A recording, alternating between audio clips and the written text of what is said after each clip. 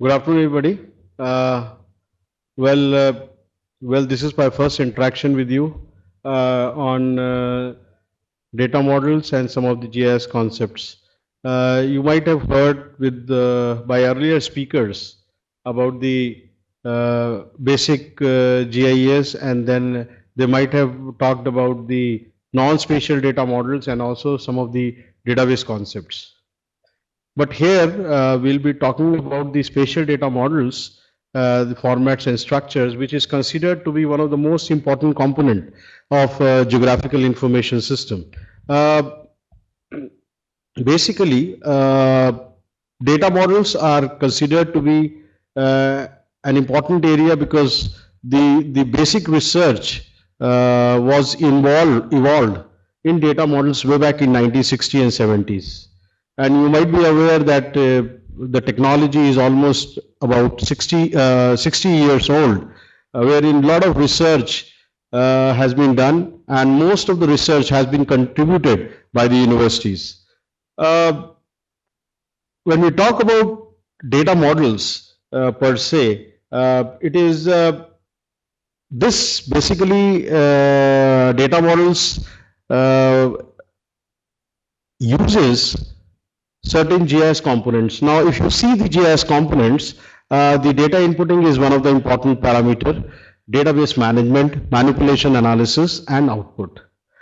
Well, there are a lot of differences between a GIS and a database management system. The only difference between DBMS and GIS is here in GIS we are talking about geospatial data or a georeference data. So whatever the input you integrate into GIS is a georeference data. Whereas in RDBMS or a DBMS, you basically is more concerned about the normal data, and also you can integrate the spatial data, but there are other SDBMS softwares which are now available both in the commercial as well as in open source market. Now here, when you say GIS, the inputting is considered to be the most important part. The inputting is basically whether you take the vector data or the raster data, those two data models are the most important part. So whenever you work with GIS or whenever you want to model the real world, the most important part is how you can model that. So basically the how you integrate that data into a computer, that is the most important part. So spatial data model, why do we need this data model? Basically, the reason of data model is how I can represent my real world. So, and after representation, you have to organize that data. And after organization, you have to model it. So basically, data model is required in order to represent your real world. So, if you see that there are two types of data models which are available, or you might have seen some demonstrations on the software like Quantum GIS. These are the two data models which are common. One is the raster data model and another one is a vector data model. Raster data model basically is considered to be a composite model wherein the grids or the pixels are being used to represent the real world. Whereas the vector data model is called as a georelational model, wherein the individual entity of the real world is either represented in point, line, or a polygon. So these are the two important data models which can be used in order to represent the real world. Now here you can see that there is a pictorial representation of both the models, that is vector as well as in raster. If you see the real world, that is the lower one, and how it is being represented in vector and how it is being represented in raster. So you can see that the best possible representation of the real world with respect to their shape, size, everything is better represented in vector as compared to raster. So both of the data models are important because they allow your real world entities to be stored. And also both the models have certain advantages and disadvantages. So you have to decide in which model you are going to store your real world. And it is not that it is not that the real world are different types. That is, if you want to model temperature, or if you want to model the pressure, or so many slope, all those real world has to be modeled by making use of a raster data. But when you talk about vector, like buildings, so, or there could be a land use land cover, they can be modeled by using a vector. So basically, if you see the overall real world phenomena, there are some continuous phenomena and there are few discrete phenomena. So continuous phenomena can directly be modeled by making use of raster, whereas the discrete phenomena, where you have the actual boundary representation of an object, like building you can directly make a polygon, but whenever there is a slow and gradual change in the phenomena, that can be taken care under continuous, or that can be shown in a raster data model. So all these different type of phenomena has to be seen, understood, and accordingly you may decide that in which data model you are going to store them. So basically you have to represent those real world in a proper manner. So if you see the overall spatial data types, there are 5 type of data types which have been studied, and in fact they are the subderivatives of this raster and as well as the vector data model. If you see this the raster data model, it is more of a regular tessellation. Regular tessellation, if I say the meaning of the regular tessellation is nothing but the mosaic of similar shaped cells. So and it is the combination of cells. Like if you might have seen a satellite image or a digital satellite image, you will see that it is nothing but the mosaic of similar shaped pixels, which could be square in nature. So regular tessellation is one of the example where you can store your data in the form of the regular grids. Then we have irregular tessellation, which is again mosaic of similar shape but different sizes cells. Means, like you might, I don't know whether you might have seen or not, there is one model which can be called as a special type of vector data model, that is called TIN, triangular irregular network, which is nothing but the mosaic of similar shaped the similar shaped triangles, where you are trying to interpolate the different discrete phenomena. So irregular tessellation, wherein the TIN model gives the best way of storing the discrete points. Then you have point, line, and polygon. So anything in the real world, depending upon the feature, depending upon the type of phenomena, you can represent it either by point or by line or by polygon. Now let us quickly come to the concept of vector data. As I've already told you, that the vector data model talks about point, line, polygon, whereas the raster data model talks about the regular tessellation. But in this vector, the representation of the phenomena is through point, line, and polygon. Now point, as you already know, it's a dimensionless, and it can be represented by a XY coordinate pair. Now the most important part of the vector and the raster is that I've told you that raster is nothing but the pixels. Pixels are nothing but the rows and columns, whereas in vector you talk about the coordinate pair. So if you want to represent anything on the ground which it can be represented by point, will be like tree or oil well, or maybe some phenomena like poles, electric poles, all those things. If you want to represent, or even automatic weather station, they all can be represented by a point. But that point will not have any dimension. It is dimensionless, and it can be represented only as a XY coordinate pair. Similarly, whenever we talk about line is two-dimensional, one-dimensional, where you have it is a series of coordinate pairs, like starting and the ending. and then it can, and in the real world you can store any of the real world phenomena like road or streams. All those things can be easily represented and stored in the underline.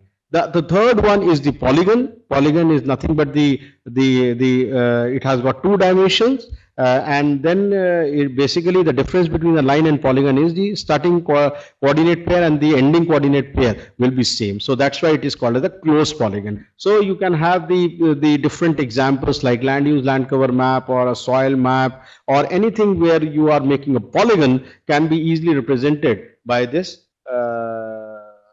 So you can see that in a vector-based GIS, you have XY coordinate pair for the point. In line, you have a series of points which has a coordinate pairs, and area, you can have a line forming the set of polygons.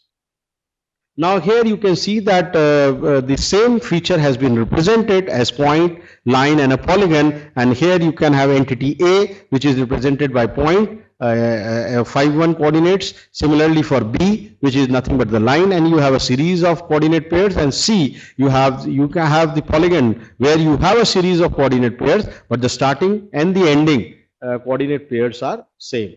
The another thing is the line types, that is the line segment. If you want to further define it, each line segment will have two endpoints, that is the starting node and the ending node. Line string can have the sequence of line segments, whereas the linear ring, is a sequence of segments with closure. So you can see that the smallest entity of the line is anyways a coordinate pair, but if you see that the smallest, if you want to make a line, so minimum line segment is required, which will have the starting node and the ending node. Similarly, if you want to represent like curves or arc, some of the proprietary software like ArcGIS and all, they are using their own terminology in order to store these.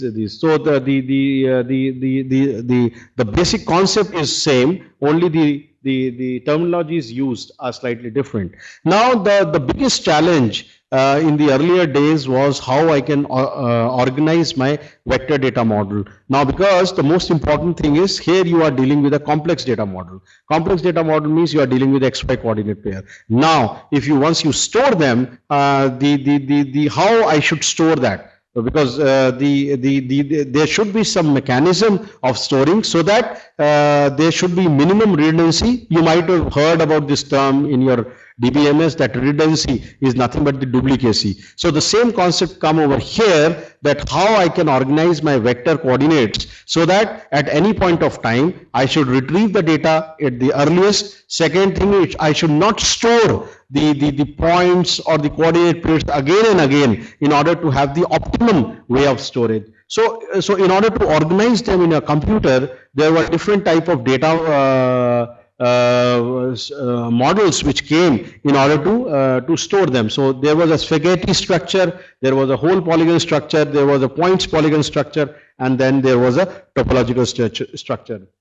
We'll discuss them one by one. When you say that whenever you talk about a spaghetti model or a spaghetti structure, where basically it has got a lot of limitation, because that was the starting point how I can store my vector data model in a computer. So there you might have seen that I am able to store your polygon, your line and this thing, but the biggest problem is there was a lot of redundancy. There was no inherent structure in this particular model. So that's why this particular model was rejected. Now the similar example, you can see that you have point, line and a polygon. You can see that the point is XY, line is this, and then polygon you can see that 33. You are storing all the coordinates again and again. So there is a lot of duplicacy while storing this particular common arc. So this way, this particular model was not having any inherent structure. So because of this particular model was almost rejected. So you can see that spaghetti structure is usually derived from manual digitization.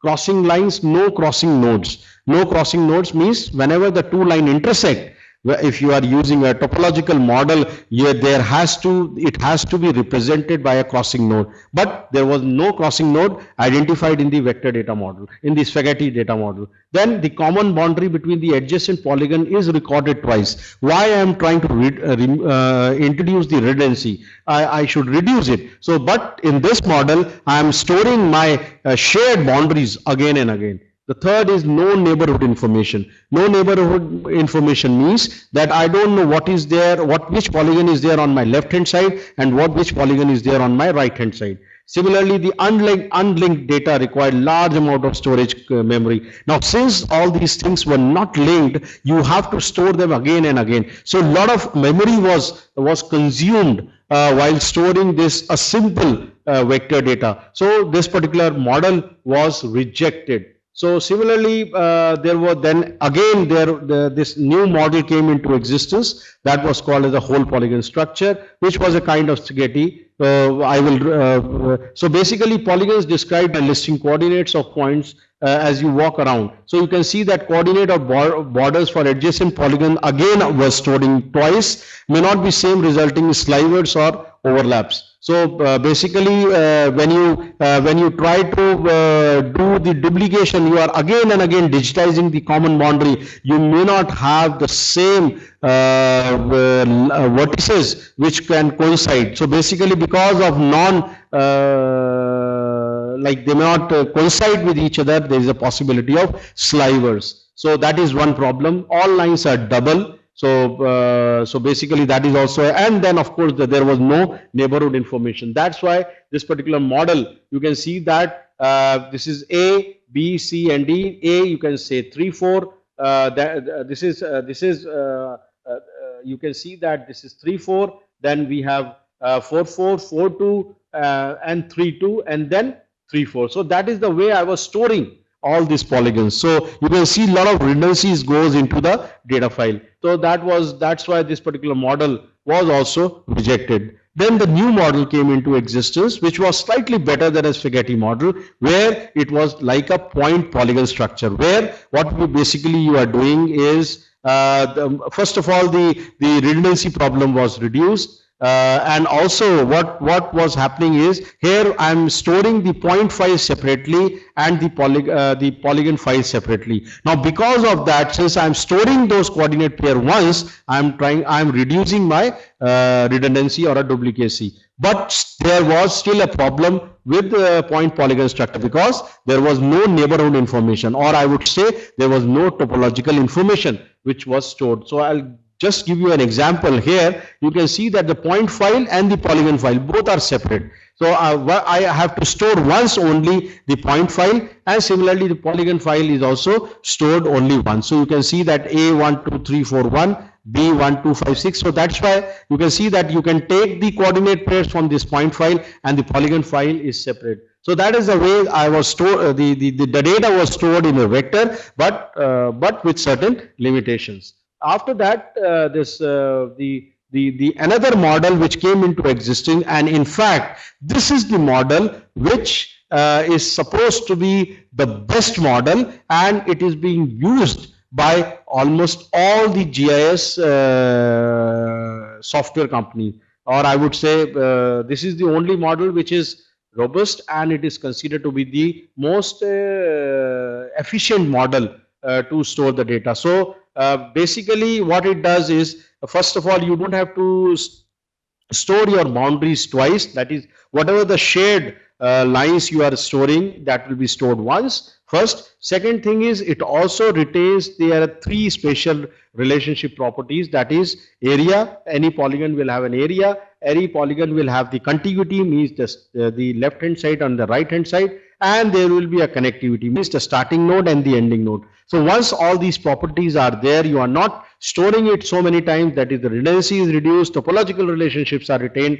It means you are following a topological model. So this model is considered to be the best model in order to store the vector data model.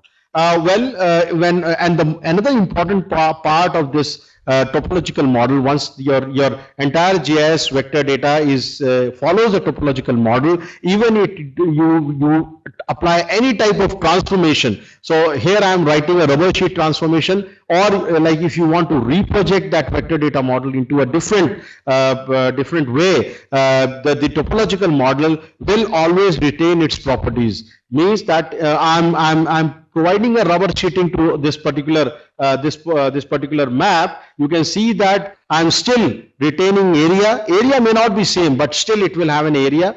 It will have the starting node and the ending node. You can see that one and this particular arc is shared by starting node 1 and 3, similarly 1 and 3, and also the left hand side and the right hand side. All these properties are retained. So if any vector data follows a topological model, and if you apply any type of transformation, it will, the topological properties, that is the relationships, will not change. But it will only change if you remove any of the arcs. The moment you remove any of these arcs, automatically your neighborhood will change, your starting node and the ending node will change. So this is the important area where if your vector data follows a topological model, it is free from any errors. So you have to be little bit sure that whatever the data you have generated, it should follow a topological relationship. So I'll repeat this. Topology 1 means connections and relationship between objects are independent of their coordinates. Topological properties of an object are preserved when the object is stretched, distorted and bended, overcome major weaknesses of spaghetti model, point polygon structure or whole polygon structure, and it allows for GIS analysis. Now here, the vector data model, the moment you apply the topological model to a vector data, the analysis of the vector is retained. Means, like if you want to fire any type of query which relates to topology, like connect or meet, overlap, all those relationships are only possible once you retain a topological model. So your analysis becomes much more stronger because you are fulfilling a topological model. So requires all lines be connected, polygons closed, loose ends removed. So that is the basic thing. So you can see that you are able to retain the relationship, that is the connectivity, the contiguity, as well as the containment. Means that it will have an area, it will have a polygon will have an area, the adjacency will be there, and the connectivity, the starting node and the ending node. So you can see that there is a vector data where you can see that there is a starting node and the ending node. Let us talk about this arc D and C. It start from D and ends at C. So left hand side is C and right hand side is A. So that is the way I'm storing all the information of the vector data by making use of topological data model. So there are differences between the spaghetti versus topological model. Spaghetti is very simple and easy to understand, but topological model is complex because you have to retain all those spatial relationships. No spatial relationships are retained, whereas the topological model, all the relationships are retained, and you can do all type of GIS analysis, which makes your GIS more powerful if you are able to follow a topological model. Similarly, in spaghetti model, you have to store the lines between the adjacent areas twice. Means you are adding the more memory to your data, and ultimately you are making a lot of redundancy is there in your data. Whereas in topological model, slight map updation means if you remove any of the arc, you have to rebuild the topology. That will ultimately not add anything to your memory, but I would say that it will make your vector data model better efficient, and it will allow you to do a lot of analysis, and also the redundancy will be highly removed, or I would say reduced. So there are few formats like Dime and Tiger were the old formats. DLG was another format, DXF is another format. All those DXF and all those formats are being used in AutoCAD. But here the most popular format is the shapefile, that is the ESRI shapefile, which basically is the model where the max, and it is, in fact, I would say that shapefile is considered to be an open data model, and I'll tell you in detail about this. So this is the most common format which is available related to because in all the softwares you will find this shapefile. Any vector data what you create can be any GIS software will allow you to import into shapefile, or it will allow you to export into shapefile. So that is the advantage of using the shapefile. Now, why shapefile? Because first of all, you might have been told about the data model. See, whenever you talk about a data model of a particular format, means you have defined how you are storing that data. So the shapefile is considered to be an open data model because it is publicly accessible. The entire the shapefile, how different the coordinates are stored, how they are linked, everything is open. So that's why all the commercial companies, all the open source companies, they know the data model of the shapefile. Because of that, they could able to integrate how you can input the shapefile and how you can export the shapefile. So that's why this particular shapefile has been is called as an open data model, and it has got certain it has got limited functionality about the relationship of features of one to another, draws faster. Lot of analysis may not be people doesn't like shapefile. What they generally do is they try to either import it or export it, then they try to take that into the native format of the GIS software. So basically it has got certain files like SHP files where all the shapes are being stored, then SHX files, indices, that is the indexing. Basically what it does is it does the indexing, which basically improves the performance. Like suppose if you want to search a polygon with respect to their attributes, so there the indexing has been used. So all those files are separate. Whenever you use a shapefile, you will always see in the folder, since it is a file-based structure. File-based means all the files are separate in nature. Any one of the file is missing, you may not be able to open it because all the files are interlinked to each other. So and also of course it is openly published. Specifications are there. Well, there are a lot of advantages with vector data model. A good modeling of objects are there. Compact data structure, topology can be explicitly described, therefore good for analysis, coordinate transformation and rubber sheeting. All those advantages of the vector data, the accurate representation. You might have seen that when you represent the real world on a vector, it becomes more and more realistic as compared to the vector, as compared to the raster, because of the pixelated effect. So retrieving, updating and generalization of graphics and attributes are possible. So a lot of advantages are there with the vector data model, but with certain limitations. Limitations is that the programming in vector is not so simple.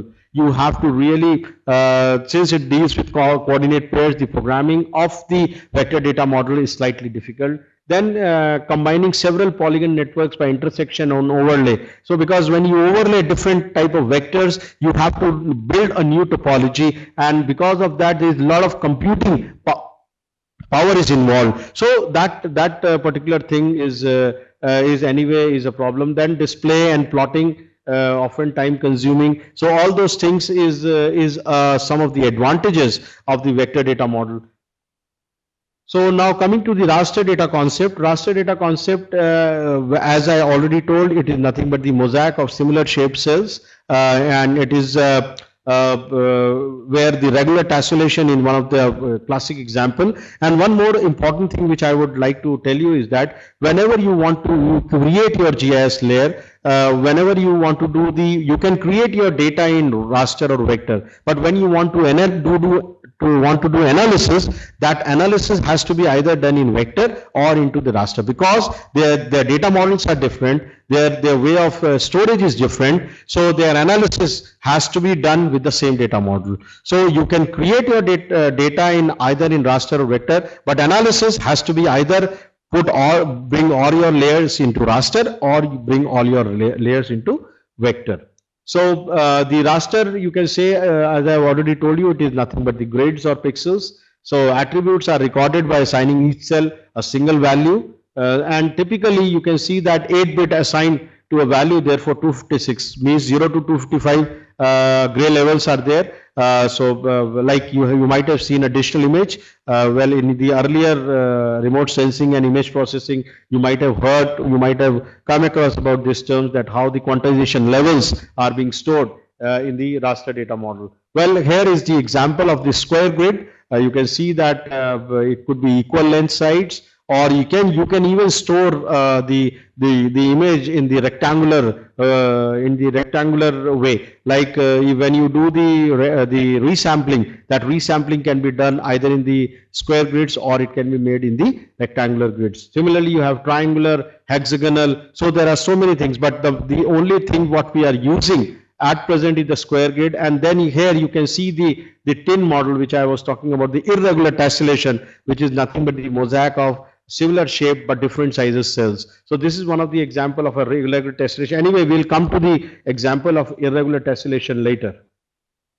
So, well, raster data structure, what we used to say is raster is vaster but is faster. Means you can store a lot of data. A lot of data can be stored, the lot of processing can be done because of simple data structure. And the most important thing is there are two issues which are underpinning raster data is the compression method, because whenever we try to store the raster data, the size of the raster data is too big. So there should be some mechanism to compress that data so that you can occupy less computing space.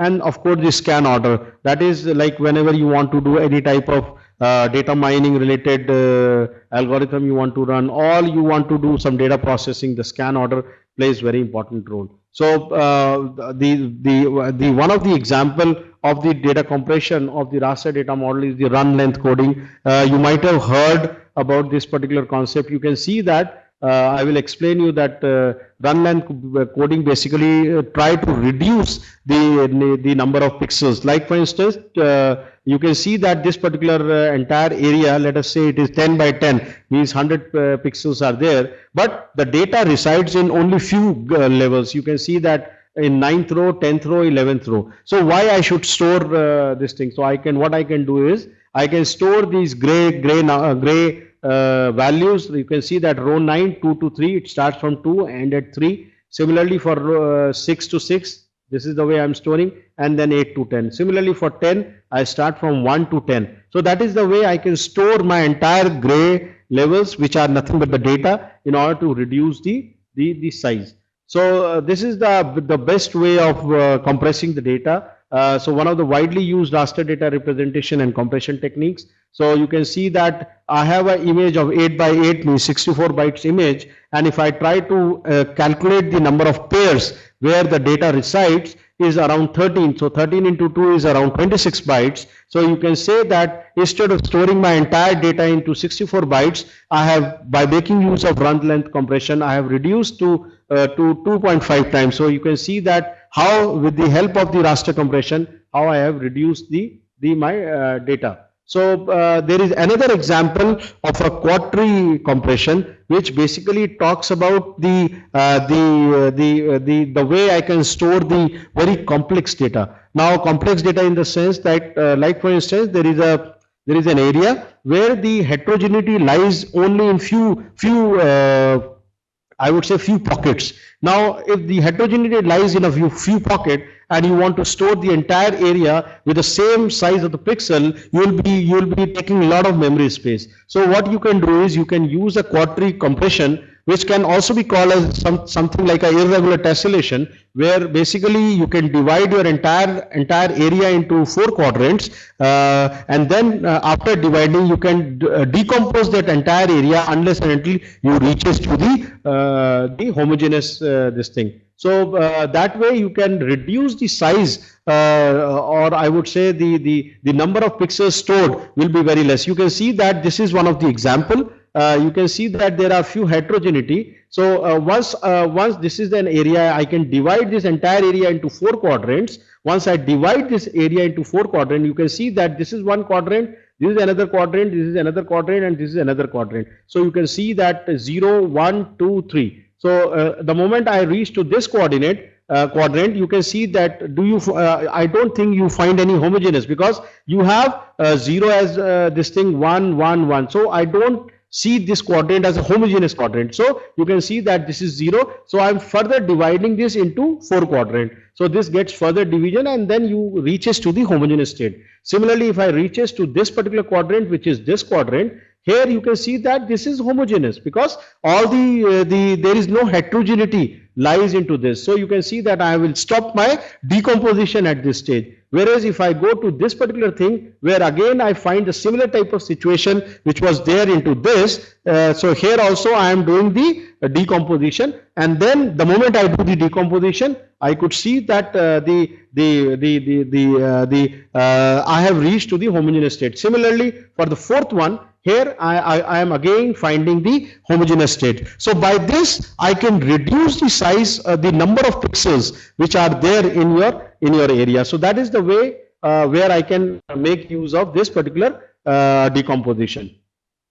So this you can see that all these decompositions can be directly used for compression, and they can even be used for data mining related things, means how you are storing your raster data, heavy data, and then you can use it for certain analysis. So there are few like n order piano key based data mining technique. All those things can be used, like spatial indexing on the raster data can be applied by making use of this particular compression. So so raster is, as we know that it's a two dimensions. We talk about rows and columns. Then 2D ordering is developed to create 1D. You can see that the scan order is very important. Means the moment you are able to store your raster data, how you get the data. You might have heard during your image processing lecture that the generic binary formats like BIL, BSQ or BIP. BSQ means band sequential format, band interleaved by pixel, band interleaved by line. All those generic binary formats basically tells you that how you are storing your data. Like band by band, if you are storing like first pixels, first band, first pixel, first band, second pixel of second band. So that is the way I can store my data. So the moment it is a generic binary format, my scan order will change. Once I know that it is in BSQ or a BIP or a BIL format, my scan order will automatically take care that how the pixels are being stored. So those things are very important, and especially when you go to a proprietary software, they never disclose their scan orders because they don't want to tell that what data model they have used, how they are storing first pixel and second pixel. Like first pixel at first stage and second pixel might be stored at the 10th place. So that is the scan order which is very important. Once you know the data model, once you know the structure, it is easily possible for you to retrieve those data sets. So this row order, big jumps and prime order, no jump, all those things are being used in order to retrieve those data sets. So these are piano order or Morton order or Z order. You can see that how I am storing my individual pixels information. So it's more like a hierarchical ordering system, and this is the way you can see that how I am storing my entire pixel, and once that is read, the image can be directly displayed and it can be used for further analysis. So there are a lot of compression techniques which have been applied, and there are lossless compression versus lossy compression.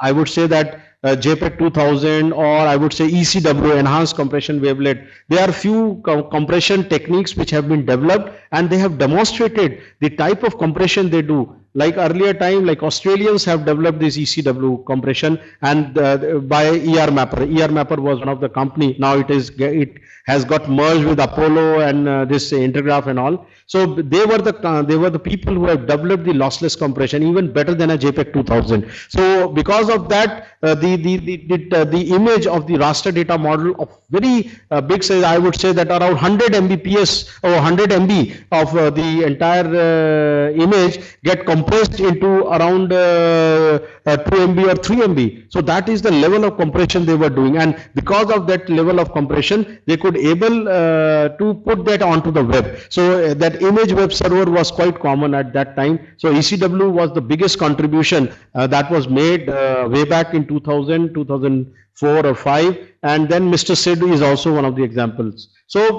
basically compression plays very important role in the raster data model. Well, raster data has got a lot of advantages. First of all, it's a simple data structure because you are dealing with rows and columns. location specific manipulation of attribute data, because here every location will have the same value. So this is one. And then many kinds of spatial analysis and filtering, like image processing. What you have done in the image is the similar type of operation, like arithmetic operation, Boolean operations. All those operations can directly go into the raster data model. And then of course the mathematical modeling. Now you might have seen that there are a lot of initiatives presently. People are working on regional climatic models or global climatic models or even ensemble models. There are so many modeling which is being taken, and in fact at the region level or at the global level they are trying to do. But all those things has been done on the raster data model, not on the vector. So raster data model, because of its simple data structure, it is simple for you to integrate n number of data sets, whether it is a climatic data or it is a land use and cover data. All those things can be integrated and you can do some good modeling. So these are some of the advantages of using a raster. But the disadvantages, of course, as you all know, that large data volumes are there. You have to store the pixels, all those pixels of the big area, all those will be stored. So obviously it will occupy a lot of space. So this is one of the disadvantages of storing the raster data model. Then of course, if you change the grid size, if you are going for a fine scale grid size, then automatically the information content, like you talk about high resolution satellite data or a coarse resolution satellite data. So if you try to use the large grid size, it will reduce the data volume, but it reduces the spatial resolution. Similarly, loss of information will be there if you are using the large grid size. But if you are using a small grid size, the information content will be more. So crude raster maps are inelegant. Through graphic elegance is becoming less of a problem. So coordinate transformations are difficult, because now here whenever you talk about raster data model, you always face the problem of coordinate, because here the minimum, you cannot pinpoint your entire coordinate on within the pixel. It has to be on the boundary of the pixel. So that's why, because of that, the lot of inaccuracies are there with respect to the coordinate transformation in the raster data model. So there are few differences. Of course, the data structure is there. The data structure of the raster data model is simple. For vector, it is complex. Data volume, of course, you store a lot of data sets, which is large, whereas in vector it is small and compact. Graphic representation is better in vector compared to raster. Overlay analysis is easy, where in vector it is difficult because you have to deal with the topology. All those complexities are involved. Network analysis is supported in the vector data model because of its topological and also some other properties. So geometric accuracy is low. The reason I've told you that you are limited, your accuracy is limited to the pixel size, because you have to register the corners of the pixel, not within the pixel. And continuous phenomena is better represented in the raster, or I would say average or better compared to the vector, because vector talks about the discrete boundaries, not the continuous boundaries. So with this, I complete my the committed lecture, which was scheduled earlier. So that is all from my side. Thank you very much.